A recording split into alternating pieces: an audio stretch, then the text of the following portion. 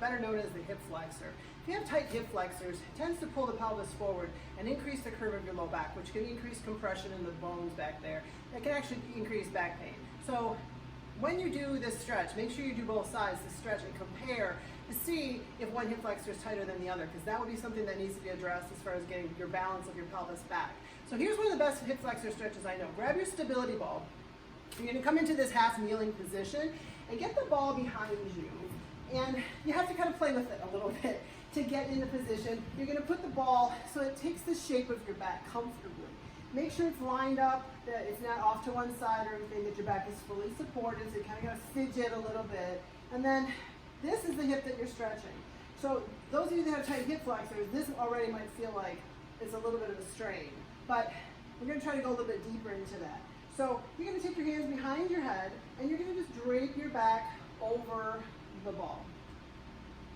And if you are comfortable in that position, then take it a little bit more into the stretch and go pushing the hip forward just a little bit.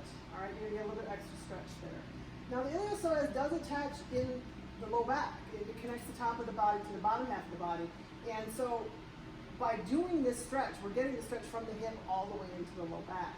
And you're just going to hang back, take a few breaths. Optimal time to hold this is about 30 to 90 seconds.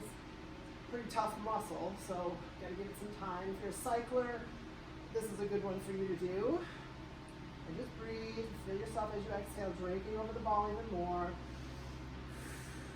And then once you get a nice static hold there for that 30 to 90 seconds, then you're going to go into a dynamic stretch where you're just going to do some arm circles, hang back, pull up out of the stretch, release it, and then you go back into the stretch again. You're going to get a little abdominal stretches here too, a little bit into the shoulder, which is always nice because you get a bonus.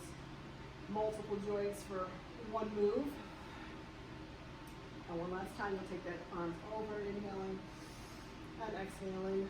And then, of course, compare to the other side and notice if there are differences from side to side.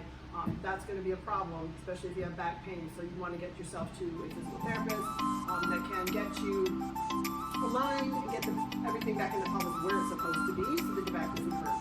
So hope that helps. Give it a try. Let me know in the comments how it goes and what you